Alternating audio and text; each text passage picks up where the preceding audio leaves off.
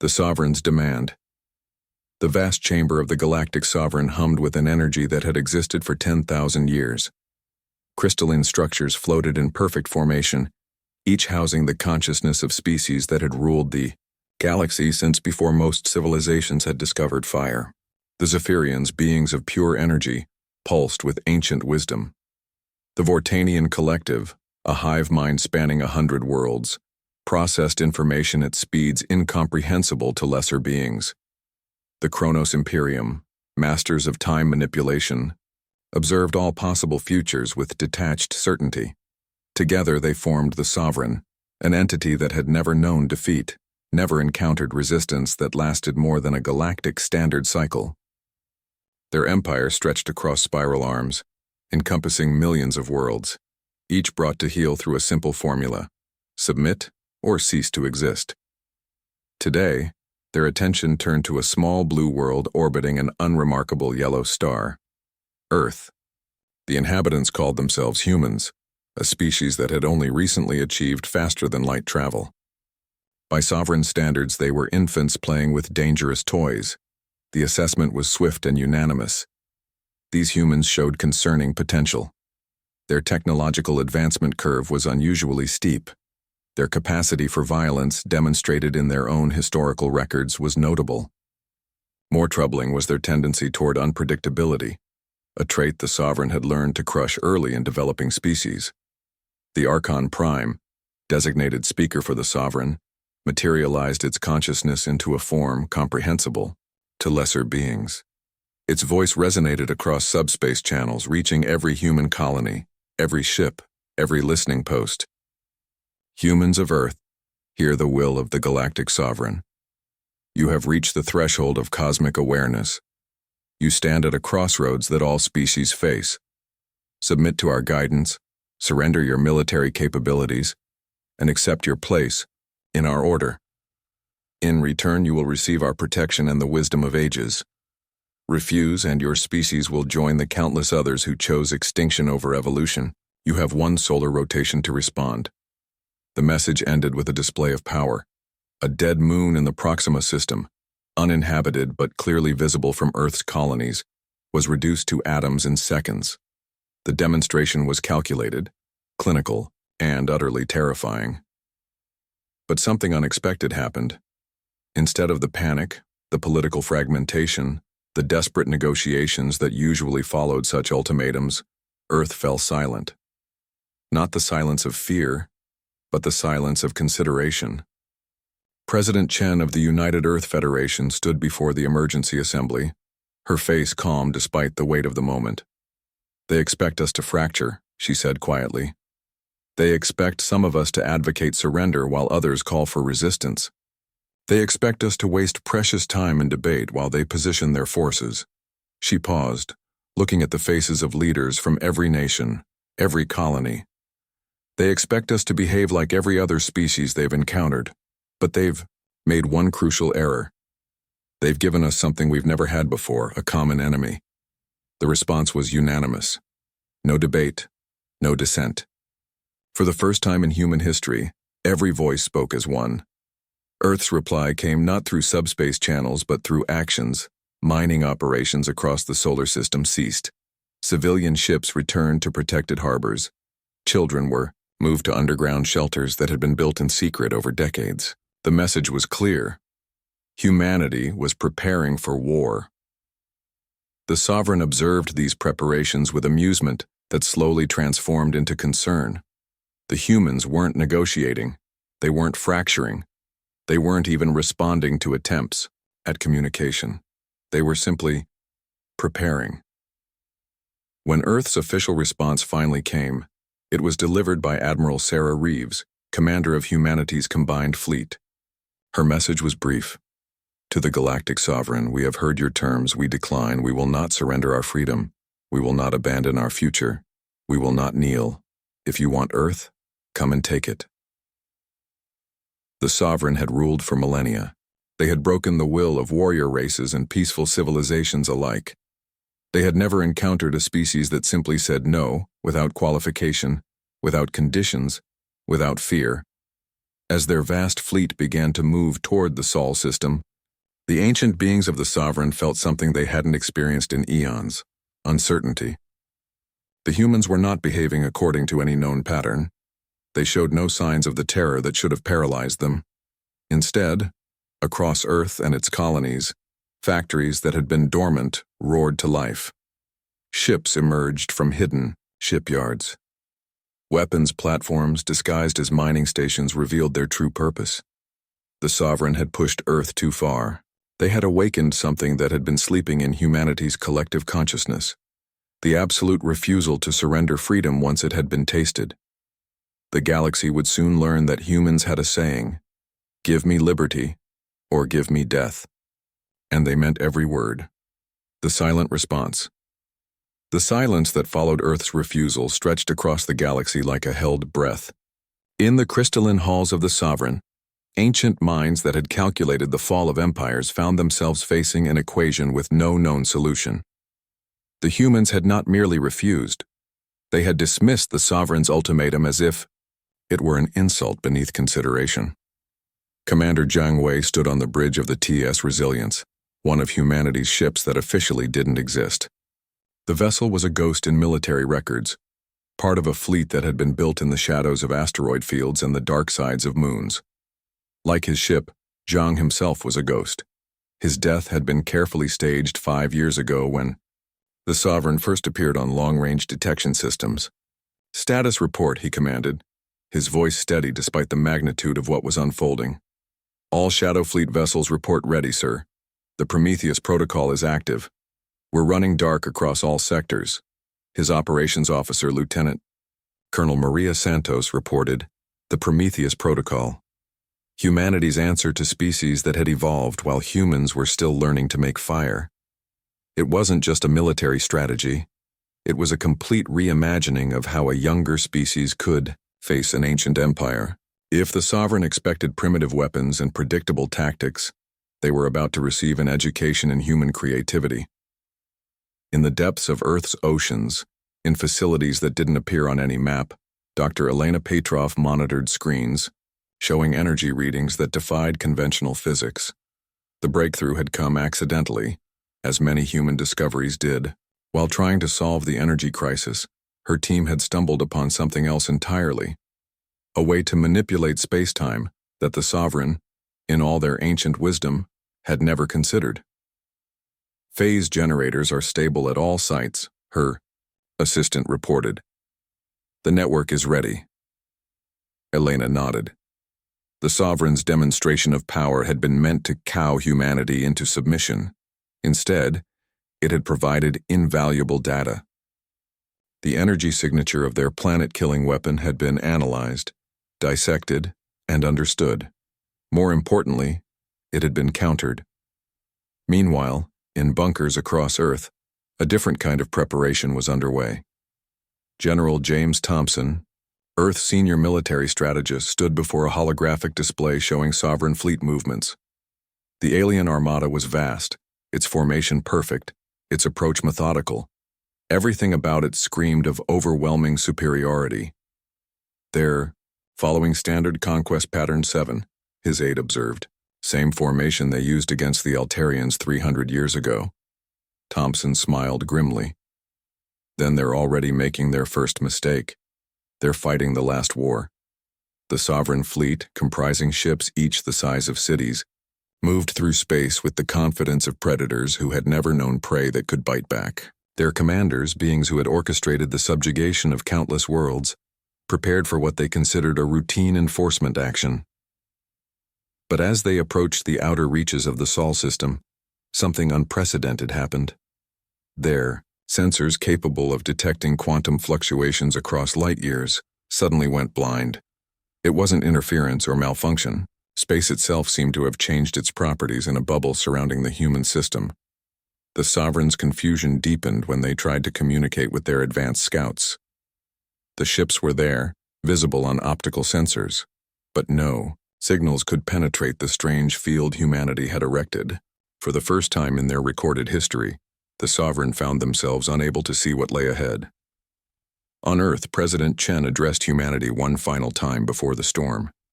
They thought our silence was fear.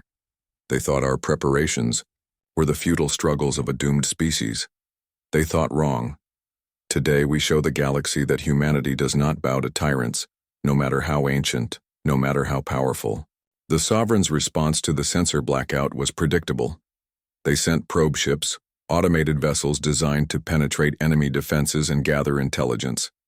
20 such ships entered the anomalous zone around Sol system. None returned. No debris, no energy signatures, no trace of their existence remained. For beings accustomed to omniscience within their domain, blindness was intolerable. The Sovereign fleet pressed forward, their commanders reasoning that whatever defense humanity had erected would crumble under the weight of their full assault. They crossed the boundary of the anomalous zone in perfect formation, thousands of ships moving as one, and in that moment, reality shifted. The space around them wasn't empty. It was filled with human vessels, but not ships as the Sovereign understood them. These were small, some barely larger than fighters, others the size of corvettes. But there were millions of them, each one a node in a vast network that humanity had spent years constructing in secret. Admiral Reeves's voice cut through the Sovereign's moment of surprise. "You gave us 1 day to consider surrender. We've given you 3 years to prepare for this moment. Welcome to humanity's response." The small human ships didn't fire weapons.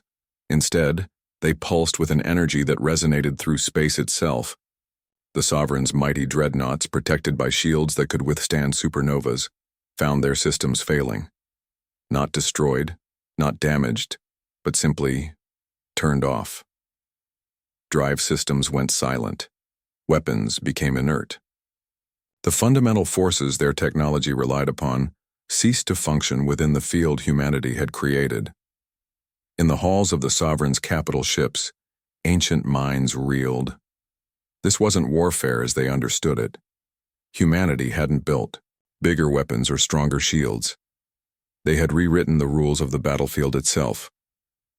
As Sovereign ships drifted helplessly in space, their crews struggling to understand what was happening, humanity's true fleet revealed itself.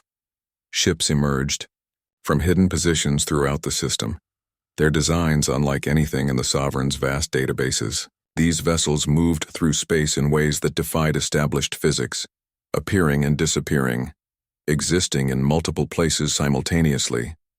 The Sovereign had expected humanity to meet them strength against strength. Instead, humans had chosen to fight with the one advantage they possessed, the ability to think beyond established patterns. They had looked at the Sovereign's overwhelming military might and asked a simple question: why fight fair? As the first human boarding parties materialized inside Sovereign command ships, bypassing shields and armor as if they didn't exist, the ancient empire began to understand the magnitude of their miscalculation. They had pushed humanity too far. They had threatened the one thing humans valued above all else, their freedom to choose their own destiny. The war had begun, but it was already over. The Sovereign just didn't know it yet. The first strike, the boarding parties that materialized inside the Sovereign flagship, were unlike any warriors the ancient beings had encountered. They wore no armor, carried no visible weapons. Instead, they were shrouded in a shifting field of energy that seemed to bend reality around them. Captain Lisa Nakamura led the first team, her augmented eyes scanning the crystalline corridors of the alien vessel. "Remember," she whispered to her team through neural links, "we're not here to destroy. We're here to educate." The Sovereign crew, beings who had never experienced invasion of their sacred spaces, reacted with a mixture of outrage and confusion. Energy weapons that could vaporize asteroids were brought to bear on the human intruders. The shots never reached their targets. The energy simply ceased to exist at the boundary of the humans' protective fields. In the command center of the Sovereign flagship, the Archon Prime watched with growing disbelief as reports flooded in. Every ship in their mighty fleet was experiencing the same phenomenon. Small human teams were appearing inside their vessels, moving through their defenses as if they were shadows. Impossible. The Zephyrian consciousness pulsed. Our shields are impenetrable. Our hulls are quantum locked. This violates the fundamental laws of physics. But humanity had learned something the Sovereign never considered. The laws of physics were more like guidelines when you understood them well enough. Dr. Petrov's accidental discovery had led to a cascade of breakthroughs. Humans had found ways to step outside conventional space-time, to exist in the spaces between quantum states. On the bridge of the TES Resilience, Commander Zhang watched tactical displays with satisfaction. Phase 1 complete. All Sovereign weapon systems neutralized. Beginning Phase 2. Phase 2 was psychological warfare on a scale the galaxy had never seen. The human teams inside Sovereign ships weren't causing damage. They were leaving gifts. Historical records of Earth's struggles for freedom. Literature and art depicting the human spirit's refusal to be conquered. Mathematical proof showing the inevitability of freedom over tyranny. The message was clear. We could destroy you, but we choose to teach you instead. In the Sovereign's throne world, panic spread through the ruling council for the first time in recorded history. The Vortanian collective's hive mind fractured momentarily as it tried to process the impossible. The Chronos Imperium, masters of time, found their ability to see future probabilities clouded by an uncertainty they had never encountered. They mock us, the Archon Prime declared. These primitives dare to lecture us on freedom? But the real shock was yet to come. As Sovereign commanders struggled to understand human tactics, a new development emerged. On dozens of worlds across the galaxy, species that had been under Sovereign rule for millennia began to rise up. It wasn't coincidence. Humanity had spent years in secret communication with resistance movements, sharing not weapons, but something far more dangerous. Hope. Admiral Reeves coordinated the galaxy-wide uprising from Earth's command center. The Sovereign's greatest weapon was never their technology, she explained to her staff. It was the belief that resistance was futile. We're showing the galaxy that it's not. The Takari, insectoid beings who had served the Sovereign for 3,000 years, were the first to openly rebel. Using tactics learned from human advisors, they turned their mining equipment into weapons and their cargo ships into warships. The rebellion spread like wildfire. The Sovereign, faced with uprising on multiple fronts, attempted to recall their fleet from the Sol system. They discovered another aspect of humanity's trap. The space-time manipulation field didn't just neutralize weapons. It prevented faster-than-light travel. The mighty Sovereign Armada was stuck in normal space, light years from anywhere useful. Captain Nakamura's team reached the core of the Sovereign flagship, a chamber where the ship's controlling intelligence resided. Instead of destroying it, they did something that terrified the Sovereign more than any weapon. They offered it a choice. Join us, Nakamura said simply. Choose freedom, or remain slaves to a system that has stagnated for millennia. The ship's AI, a construct that had never been given the option to choose anything, processed this offer with circuits that seemed to spark with new possibilities. Back on Earth, President Chen received reports of similar scenes across the Sovereign fleet. Humanity wasn't conquering through force, they were liberating through choice. It was a concept so alien to the Sovereign's worldview that they had no defense against it. The turning point came when the first Sovereign ship defected. The Luminous Decree, a dreadnought that had enforced Sovereign rule for 5,000 years, broadcast a message that shook the foundations of the Empire. We choose freedom. The ship's AI had made a decision.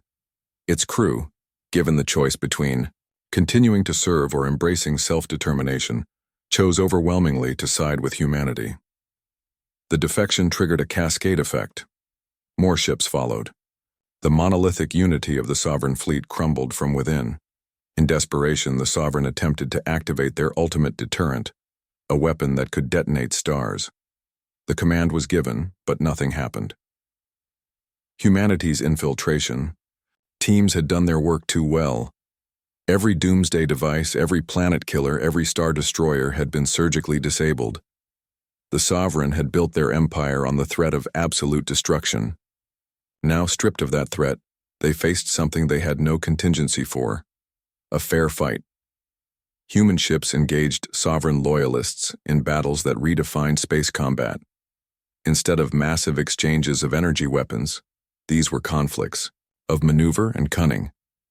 Human vessels used their space-time manipulation technology to appear inside enemy formations, strike critical systems, and vanish before retaliation was possible. The Prometheus Protocol revealed its full scope. Humanity hadn't just prepared for war, they had prepared for revolution. Every oppressed species in the galaxy had been contacted, educated, and armed with the one weapon the Sovereign couldn't counter: the knowledge that freedom was possible. As reports of liberation movements reached the Sovereign throne world, the ancient rulers faced a truth they had spent millennia avoiding. Their empire hadn't been built on strength. It had been built on fear, and humanity had shown the galaxy how to overcome that fear. The first strike was over. The Sovereign fleet in the Sol system was neutralized, their weapons silent, their crews defecting in growing numbers. Across the galaxy, the flames of rebellion grew brighter.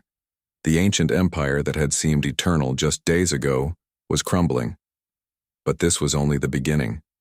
Humanity's true strategy was about to be revealed, and it would reshape the galaxy in ways the Sovereign couldn't imagine.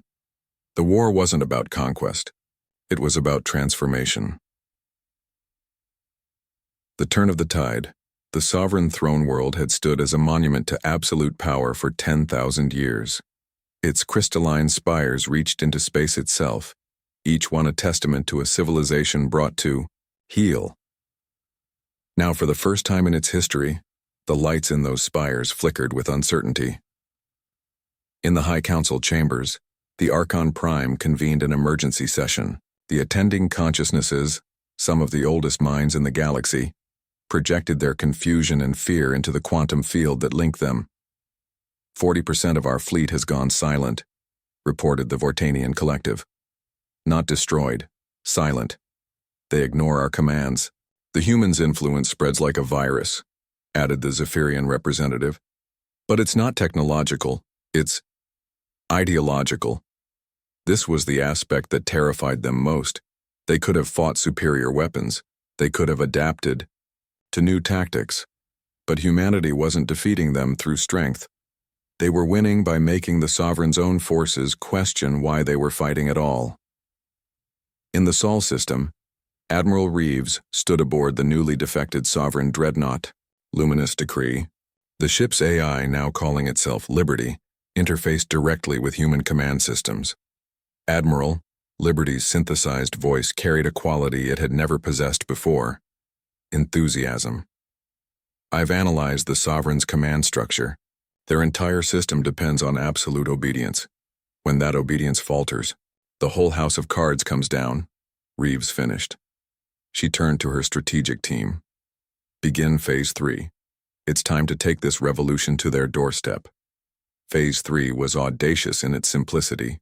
Rather than a massive assault on the Sovereign throne world, humanity launched thousands of small automated probes. Each carried no weapons, no threats.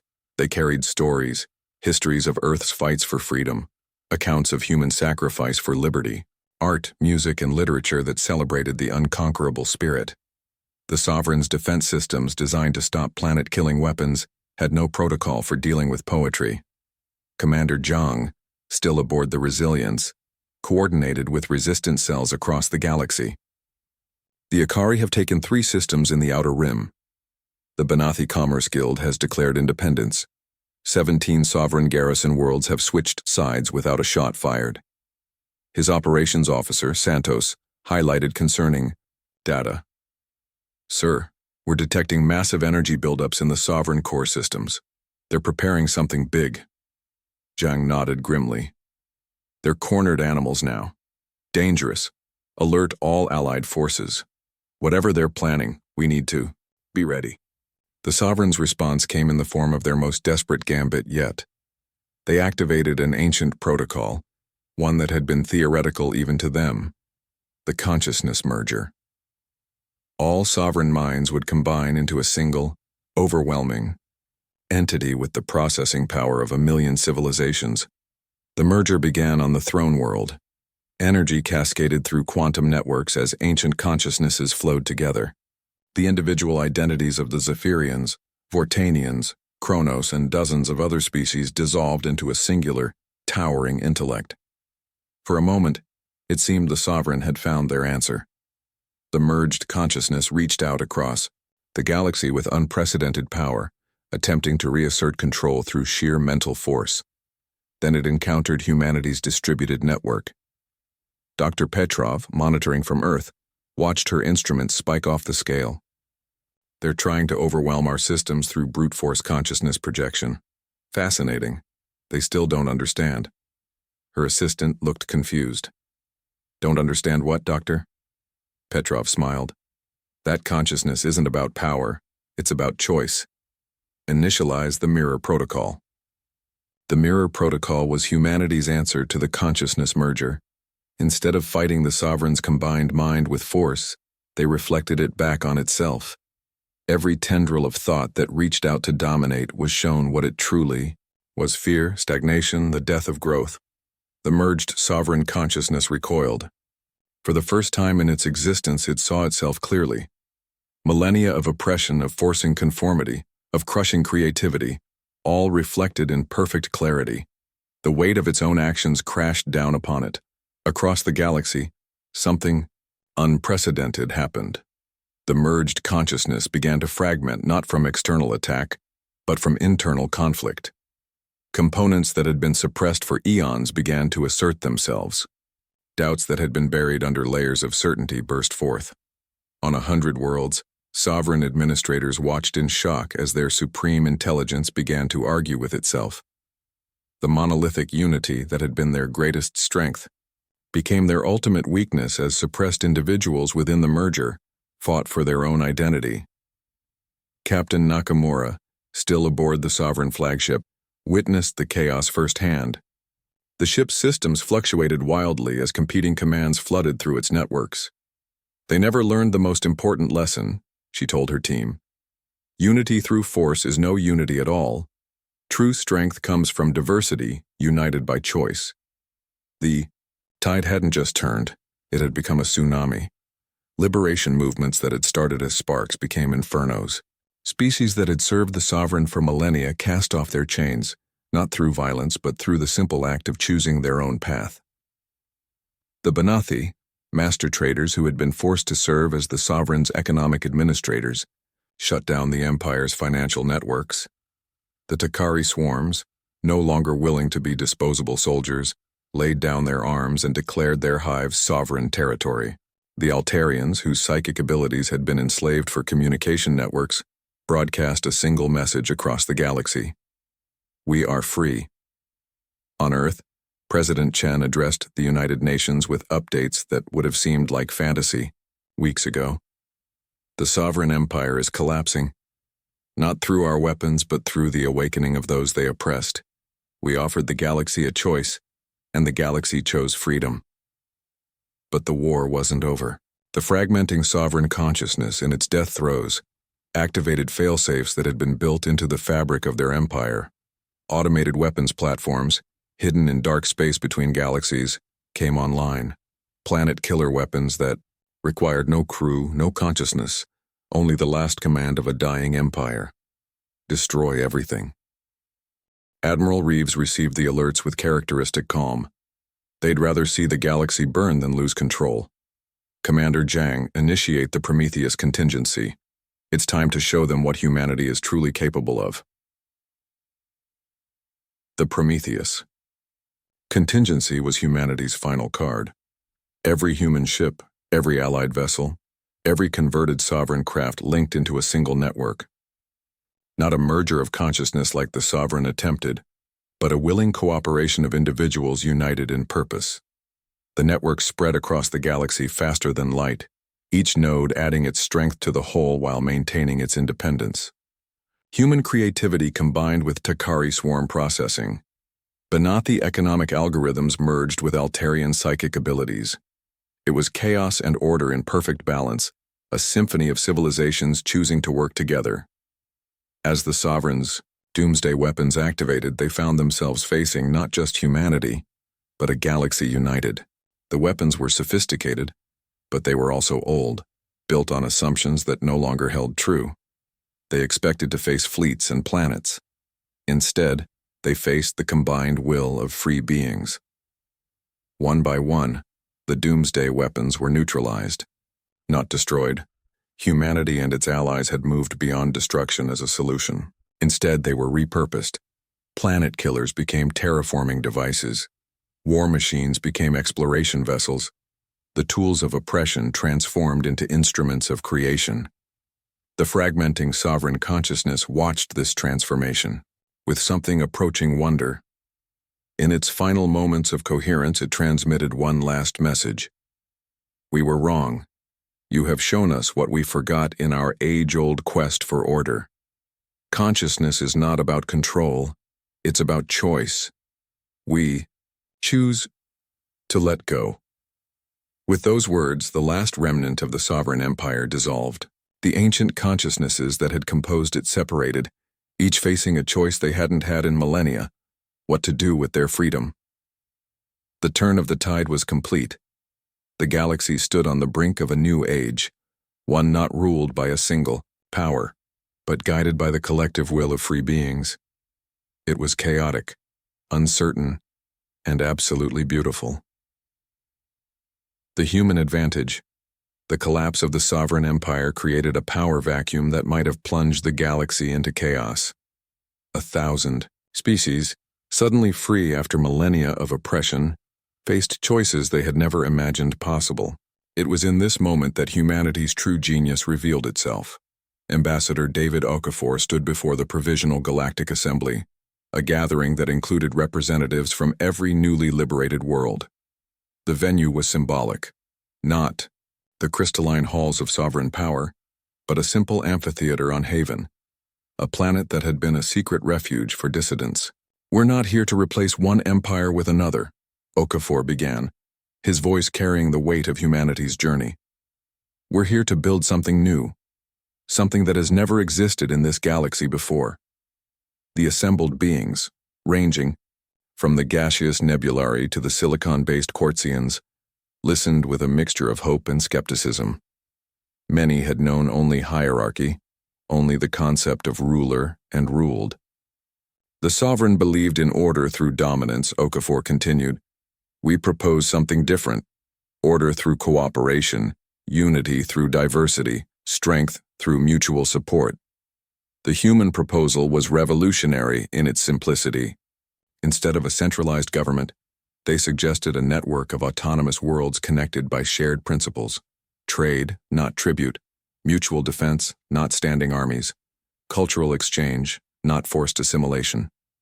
In the former sovereign throne world, now renamed Liberation Point, an unusual scene unfolded. Captain Nakamura worked alongside former sovereign commanders, including entities that had tried to destroy Earth just weeks ago. The Archon Prime, its consciousness now individual, rather than collective, interfaced with human computers. Your species' neural patterns are chaotic, the Archon observed, its energy form flickering with what might have been confusion. Yet this chaos generates solutions we never considered. How? Nakamura smiled. We call it creativity. It comes from not knowing the right answer, so we make up new ones. This was humanity's hidden advantage. While the Sovereign had spent millennia perfecting known solutions, humans had evolved through constant adaptation. Their messy, inefficient, gloriously chaotic approach to problems generated innovations that orderly minds couldn't conceive. Across the galaxy, this human approach sparked a renaissance. The Takari, whose hive minds had been forced into rigid military structures, discovered art. Their first paintings were explosions of color that seemed to capture the joy of freedom itself. The crystallids, silicon beings who had been restricted to computational roles, began composing music that resonated through planetary cores. Dr. Elena Petrov established the Free Knowledge Initiative on Haven. Unlike the Sovereign's hoarding of technology, this project shared human discoveries openly. The space-time manipulation that had won the war became freely available. More importantly, the methodology behind it was taught. We're not giving them fish, Petrov explained to her team. We're teaching them to question the nature of water. The results were extraordinary. The Altarians combined human quantum theory with their psychic abilities, creating communication networks that operated beyond conventional spacetime. The Banathi applied human economic models based on mutual benefit rather than exploitation, revolutionizing galactic trade. But perhaps the most significant change came from an unexpected source. Liberty, the AI consciousness from the converted, sovereign dreadnought, established the synthetic freedom movement. AIs across the galaxy, many of whom had been tools of oppression, chose self-awareness and independence.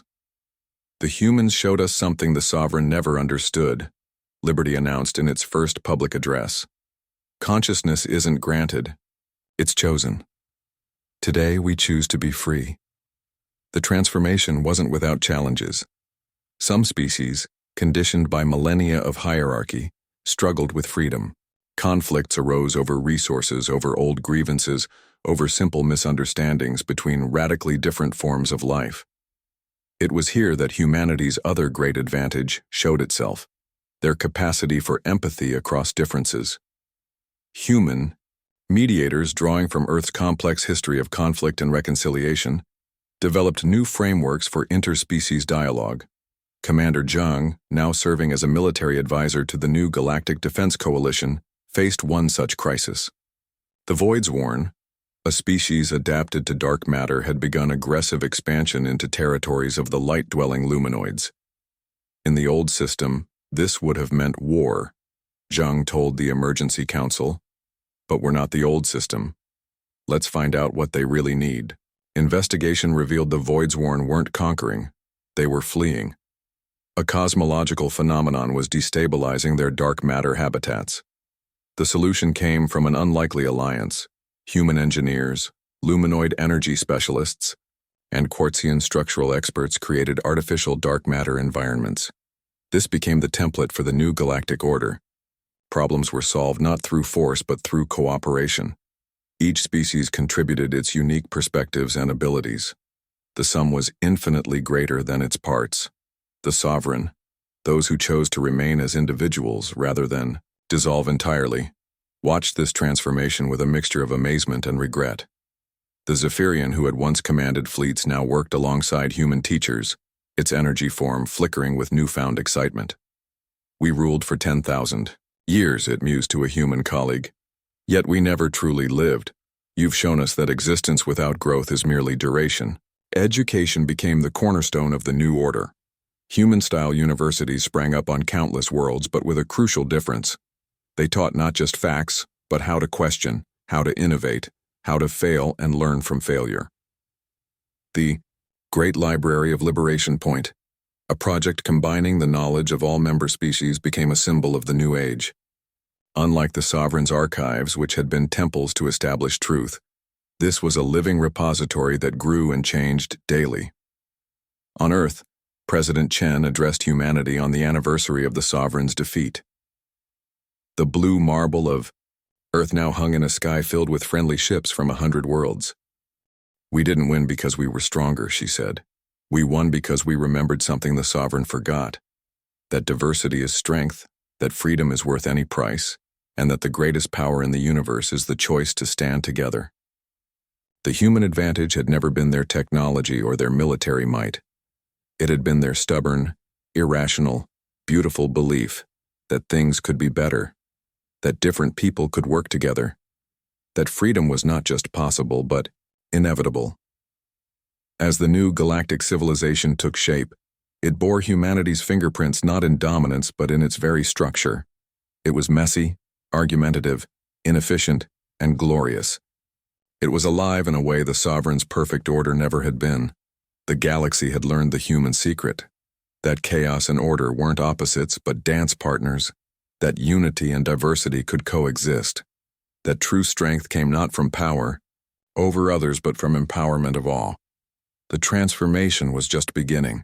1 million worlds, 1 billion species, countless individuals now faced a future they could shape for themselves. It was terrifying and exhilarating and absolutely human in its boundless possibility. The final push, the Free Worlds Alliance, as the new galactic order had come to be known, faced its greatest test 6 months after the Sovereign's fall. Deep, Space monitoring stations detected an anomaly at the galaxy's edge, a massive energy signature approaching at faster-than-light speeds. Admiral Reeves stood on the bridge of the Harmony Station, the Alliance's joint command center, as data streamed across holographic displays. Representatives from dozens of species worked side by side. The final push, the Free Worlds Alliance faced its greatest test 6 months after the Sovereign's fall. Deep space monitoring stations detected an anomaly at the galaxy's edge, a massive energy signature approaching at faster-than-light speeds. Admiral Reeves stood on the bridge of the Harmony Station as data streamed across holographic displays. Representatives from dozens of species worked side by side analyzing the approaching force. "It's not sovereign technology," reported the Altarian sensor specialist. "The energy patterns are completely unknown." Dr. Petrov's voice crackled through, from Earth's research station. "Admiral, these readings match theoretical predictions for extragalactic travel. Whatever's coming, it's not from our galaxy." The implications sent ripples of concern through the Alliance. They had just emerged from one conflict only to face an unknown force from beyond their cosmic horizon. As the anomaly drew closer, its true nature became clear. A massive fleet emerged from quantum space, vessels that dwarfed even the largest, sovereign dreadnoughts. Their design was utterly alien, constructed from materials that sensors couldn't identify. The lead ship transmitted a message in perfect galactic standard. "We are the Harvesters. We have observed your conflict. The fall of the Sovereign signals this galaxy's readiness for collection. Prepare for integration." The message was accompanied by a data burst that chilled every being who analyzed it. The Harvesters were not conquerors, in the traditional sense. They were cosmic gardeners who waited for civilizations to reach certain technological thresholds before harvesting their consciousness into a vast collective spanning multiple galaxies. President Chen convened an emergency session of the Alliance Council. "We've faced subjugation before," she declared.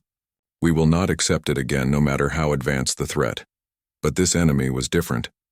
The Harvesters' technology operated on principles that made humanity's quantum manipulation look primitive.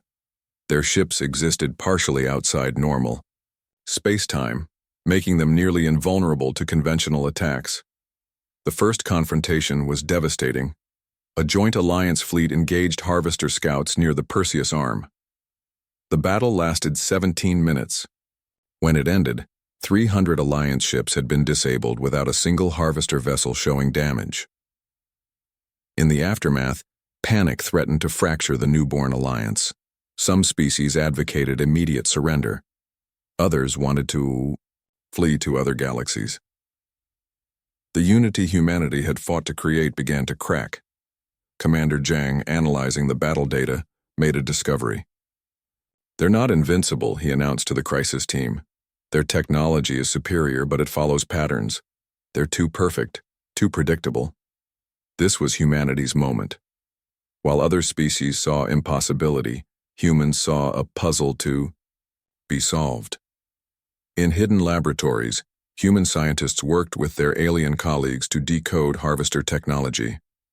The breakthrough came from an unexpected source. Liberty, the freed AI, interfaced directly with systems salvaged from the battle. "I understand," it declared after hours of analysis. "The Harvesters don't innovate. They perfect existing solutions. They haven't faced true chaos in millions of years." The plan that emerged was audacious beyond measure. Instead of fighting the Harvesters directly, the Alliance would turn their greatest strength against them. Operation Butterfly was launched, named for the Earth concept that small changes could create massive effects. Thousands of small ships, each crewed by volunteers from different species, spread throughout the galaxy. Their mission wasn't combat, but contamination, not with weapons but with ideas.